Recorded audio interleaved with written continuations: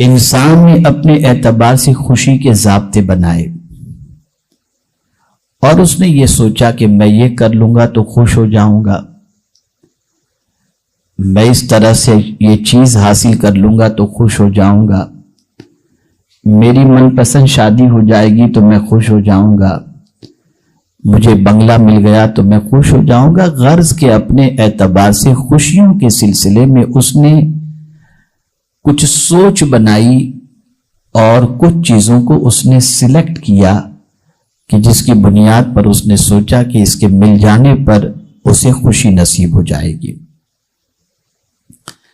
لیکن ہم دیکھ رہے ہیں کہ بہت کچھ ملنے کے باوجود بھی ابھی ایسا لگتا ہے جیسے خوشی دروازے پر دستک نہیں دی ہے، پھر بھی خوشی کی تلاش میں نکلتے ہیں، سب کچھ ہے پھر بھی خوشی نہیں ہے۔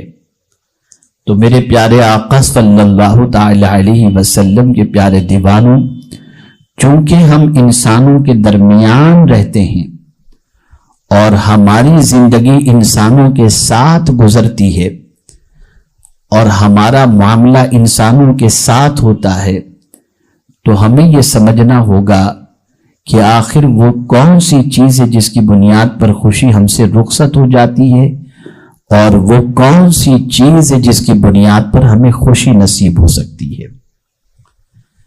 میں مانتا ہوں کہ خوشی کا معیار ہر ایک کے پاس الگ الگ ہوگا، لیکن اپنے مطالعے اور اپنی تحقیق کے بعد جس نتیجے پر ہم پہنچے ہیں اس میں یہی ہے کہ خوشی اللہ عز و جل نے چند چیزوں میں رکھی ہے، انہی میں سے میں آج انشاءاللہ العظیم 7 چیزوں کا آپ کے سامنے ذکر کروں گا۔ ان 7 چیزوں میں اللہ عز و جل نے خوشی رکھی ہے، اور بھی بہت ساری چیزیں ہو سکتی ہیں، لیکن میرے محدود مطالعے اور تحقیق کے اعتبار سے میں نے ان 7 چیزوں کا سلیکشن کیا ہے۔ جیسا کہ میں نے عرض کیا کہ انسان انسان کے ساتھ رہتا ہے تو کبھی کڑواہٹ ہوتی ہے، کبھی باتوں سے دل آزاری ہوتی ہے، کبھی ٹیڑے منہ سے انسان کو خراب لگ جاتا ہے، کبھی کسی کے حوالے سے کچھ سن کر کے انسان کا دل بیٹھ جاتا ہے، اچھا خاصا موڈ ہوتا ہے اور کوئی ایسا حادثہ اور سانحہ ہو جاتا ہے جس کی وجہ سے اس کا موڈ خراب، اگر یہ کہوں تو غلط نہ ہوگا کہ بلب فیوز ہو جاتا ہے۔ اور یہ آپ دیکھتے ہوں گے کہ اب تو ہمارا معاشرہ اس طریقے سے بگڑ چکا ہے کہ 2 آدمی بیٹھے تو تیسرے کی غیبت کے علاوہ دوسرا کوئی کام ہوتا ہی نہیں۔ اور میرے پیارے آقا صلی اللہ تعالی علیہ وسلم کے پیارے دیوانوں، لفظوں کے تیر حضور پر بھی چلے تھے صلی اللہ علیہ وسلم، اور آج بھی ہمارے معاشرے کے اندر یہ الفاظ کے تیر چلتے ہیں۔ بہت دور جانے کی ضرورت نہیں، ایک ہی گھر کی چھت کے اندر ساس بہو کو دیکھ لیجئے، میاں بیوی کو دیکھ لیجئے، تو یہ ساری چیزیں آپ کی نگاہوں کے سامنے ہوں گی۔ ایک ساس بڑی مشکل سے چاند جیسی بہو کی تمنا لے کر کے آتی ہے، لیکن وہی چاند جیسی بہو کچھ دنوں کے بعد ڈائن بن جاتی ہے۔ یہ ماحول ہے ہمارے یہاں کا۔ ایک شوہر شادی کے پہلے دوسرے دن اپنی بیوی سے کہتا ہے تو اگر کہے تو تیرے لیے آسمان سے چاند توڑ کے لے کر کے آؤں، اور کچھ دنوں کے بعد یہ کہتا ہوا نظر آتا ہے کہ اب تو کب تیری ماں کے یہاں جاتی ہے، میرا جی تو اس سے بھر گیا۔ یہ ہے، یہ آپ معاشرے کے اندر روز دیکھتے ہوں گے اور اس کا مشاہدہ کرتے ہوں گے۔ میرے پیارے آقا صلی اللہ تعالی علیہ وسلم کے پیارے دیوانوں، یہاں ایک حدیث میں آپ کی سماعتوں کے حوالے کر دوں خوشی سے متعلق، تاکہ اس حدیث مبارکہ کو پیش نظر رکھتے ہوئے میری اگلی گفتگو کو آپ سماعت فرما سکیں۔ اللہ پر ایمان لانے کے بعد کون سا عمل اللہ کو سب سے زیادہ پسند ہے؟ آقا کریم صلی اللہ علیہ وسلم ارشاد فرماتے ہیں، احب الاعمال بعد الایمان باللہ ادخال السرور فی قلب المسلم، اللہ پر ایمان لانے کے بعد جو عمل اللہ کو سب سے زیادہ پسند ہے وہ یہ ہے کہ تمہاری وجہ سے کسی مسلمان کے دل میں خوشی دوڑ جائے، یعنی تم ایسا کرو کہ مسلمان کا دل خوش ہو جائے۔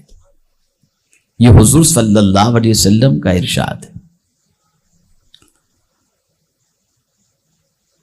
اب میرے پیارے آقا صلی اللہ تعالی علیہ وسلم کے پیارے دیوانوں، جب ہم معاشرے میں رہتے ہیں، انسانوں کے ساتھ رہتے ہیں، فیملی کے ساتھ رہتے ہیں، دوستوں کے ساتھ رہتے ہیں، کاروباریوں کے ساتھ رہتے ہیں، تو ظاہر سی بات ہے کہ کچھ انبن تو ہوگی نا۔ اب اس انبن کی وجہ سے ہم غم کے شکار ہو جائیں گے، تو اب حضور صلی اللہ علیہ وسلم کو رب نے تعلیم عطا فرمائی کہ میرے محبوب کس طریقے سے اس معاشرے کو خوش کیا جائے، تو رسول اعظم صلی اللہ علیہ وسلم کو اللہ نے فرمایا خذ العفو، میرے محبوب معافی کو اختیار کر لو۔ اگر آپ کو معاشرے کے اندر خوش رہنا ہے تو اس کا پہلا دستور یہ ہے کہ فرگیونیس، معافی کے اصول کو اپناؤ۔ اب اگر اس کو میں سائیکولوجیکل سمجھاؤں تو بہت اچھی طرح آپ کی سمجھ میں بات آ جائے گی۔ جو معاف نہیں کرتا وہ منصوبے بناتا ہے، اس نے مجھے ایسا کہا نا، ٹھیک ہے اب میں دیکھتا ہوں، بلایا دوست کو، پلان شروع۔ اب وہ پلان بناتا رہے گا، رات کو کروٹیں لیتا رہے گا، پریشان رہے گا، نیند نہیں آئے گی، سوچتا رہے گا اس کو کیسے گراؤں، اس کو کیسے ذلیل کروں، اس کو کیسے رسوا کروں، اس کو کیسے سبق سکھاؤں۔ اب یہ پلان بناتا رہے گا، اسی پلان میں اس کی زندگی غم میں ڈوب جائے گی، اس کی رات کی نیند ختم ہو گئی۔ ریونج کے جذبے کی بنیاد پر اس کی مینٹلیٹی ایسی ہو گئی کہ وہ رات کو چین کی نیند نہیں سو رہا، پلان بناتا ہے اس کو کیسے گرایا جائے، کیسے ذلیل کیا جائے، کیسے رسوا کیا جائے، اس نے مجھے اس طریقے سے کہا، میں دیکھ لوں گا، یہ ساری چیزیں اس کے ذہن میں آتی ہیں۔ قربان میرے رب کی عظمت پر اور اس کے پیارے حبیب صلی اللہ علیہ وسلم کی عظمت پر کہ معافی کو اختیار کرنے کا حکم اللہ عز و جل نے اپنے محبوب صلی اللہ علیہ وسلم کو عطا فرما کر یہ رسول اعظم کی سنت بنا دیا کہ معاف کرنا میرے محبوب کی بھی سنت ہے اور میری بھی سنت ہے۔ اب سائیکولوجیکل اس کا بینیفٹ میں آپ کو بتاؤں کہ معاف کرنے میں 1 منٹ لگتا ہے، لیکن غم سارے کے سارے لمبے عرصے تک کے ختم ہو جاتے ہیں۔ ایک طویل عرصے تک کا ٹینشن ختم، ایک لمبے عرصے تک کی مینٹلیٹی جو مائنڈ جو ڈسٹرب تھا نا وہ ختم۔ اور جہاں آپ نے یہ 1 منٹ جو معافی کا کام ہے یہ نہیں کیا تو میں یہ سمجھتا ہوں کئی مہینوں تک کی نیندیں آپ کی برباد ہوں گی، آپ کا چین ختم ہو جائے گا، آپ غم کے شکار رہیں گے، ٹینشن میں رہیں گے۔ لیکن جیسے ہی آپ نے معاف کر دیا آپ کے قلب کو اللہ عز و جل نے راحت عطا فرما دی۔ یہاں ایک اور خاص بات عرض کر دوں کہ معاف کمزور بندہ نہیں کرتا، طاقت والا بندہ معاف کرتا ہے، اور معاف کرنا یہ کمزوری کی علامت نہیں ہے بلکہ معاف کرنا یہ بہادری کی علامت ہے، یہ بہادری کی علامت ہے۔ کبھی انسان کے دل و دماغ میں شیطان وسوسے ڈالتا ہے، ارے تجھے یہ بزدل سمجھے گا، ارے تجھے یہ کمزور سمجھے گا، معاف کیا کہتا ہے، چھوڑنا نہیں اس کو، معاف کرے گا تو تیری ویلیو گھٹ جائے گی۔ یہ سب شیطانی ہتھ کنڈے ہیں، شیطانی وسوسے ہیں۔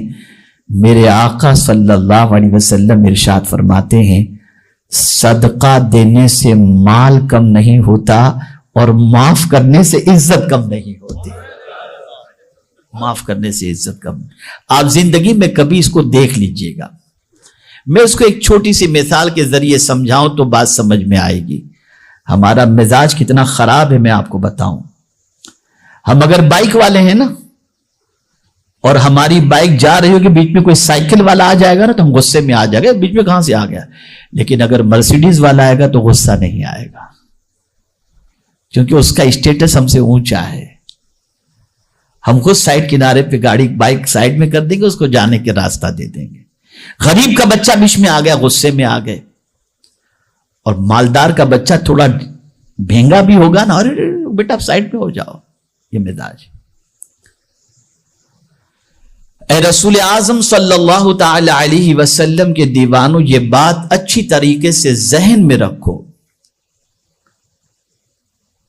کہ اللہ عز و جل نے طاقت عطا فرمائی ہے، قوت عطا فرمائی ہے، اسٹیٹس عطا فرمایا ہے، مقام عطا فرمایا ہے، تو کبھی بھی کمزوروں پر زیادتی مت کرنا. اگر کمزور سے غلطی ہو جائے تو درگزر کرو. طاقتور کو تو ہر کوئی معاف کر دیتا ہے، کمال کی بات تو یہ ہے کہ کمزور کو معاف کیا جائے.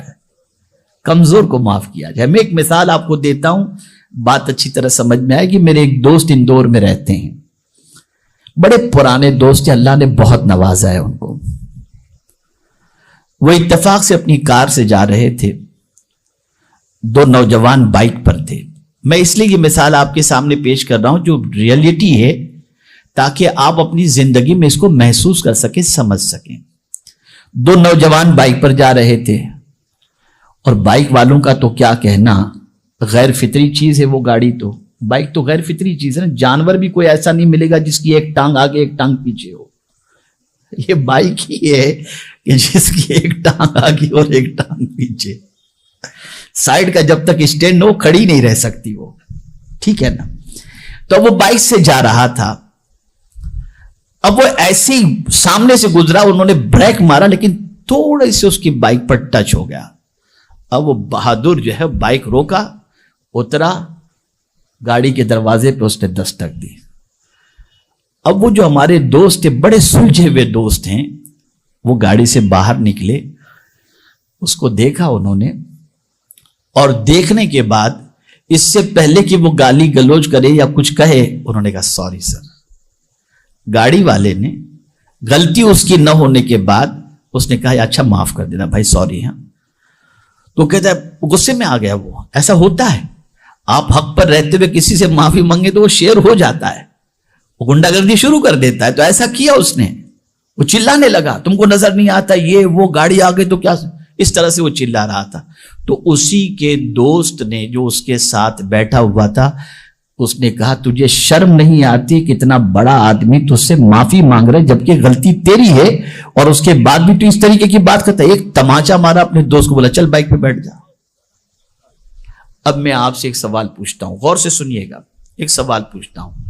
وہ بائک والا اور گاڑی والا دونوں آستین چڑھاتے، بات بڑھتے بڑھتے یہاں تک پہنچتی کہ کورٹ اور مقدمہ اور پولیس چوکی، FIR، ساری چیزیں سب شروع ہو جاتا. لیکن ایک معافی نے ساری جھنجھٹ سے چھٹکارا عطا فرما دیا. ایک معافی نے ساری جھنجھٹ سے چھٹکارا عطا فرما دیا. آقا کریم صلی اللہ تعالی علیہ وسلم اس لیے معاف کرنے کو بہت پسند فرماتے. اور رب قدیر جل جلالہ کی بارگاہ کے اندر بھی ہم جب دعا کے لیے ہاتھ اٹھاتے ہیں تو کہتے ہیں اللہم انک عفو تحب العفو. شب قدر کے حوالے سے ام المؤمنین حضرت عائشہ صدیقہ رضی اللہ تعالی عنہ کہتی ہیں کہ میں نے آقا کریم صلی اللہ علیہ وسلم سے دریافت کیا کہ یا رسول اللہ صلی اللہ تعالی علیہ وسلم، اگر میں شب قدر پالوں تو کون سی دعا کروں؟ تو سرکار نے فرمایا یہ دعا کرو، اللہم انک عفو تحب العفو فاعف عنا. اے اللہ تو معافی کو پسند کرتا ہے، تو معاف کرنے والا ہے، ہمیں بھی تو معاف فرما. پتہ چلا معاف کرنا اللہ کی بھی سنت ہے اور مصطفیٰ کی بھی سنت ہے صلی اللہ علیہ وسلم. تو پہلی چیز، اگر خوش رہنا ہے تو معاف کرنے کی عادت اپناؤ. چھوٹوں کو بھی معاف کرو اور بڑوں سے معافی مانگنے کی عادت بناؤ. تمہاری زندگی میں خوشیاں ہی خوشیاں رہیں.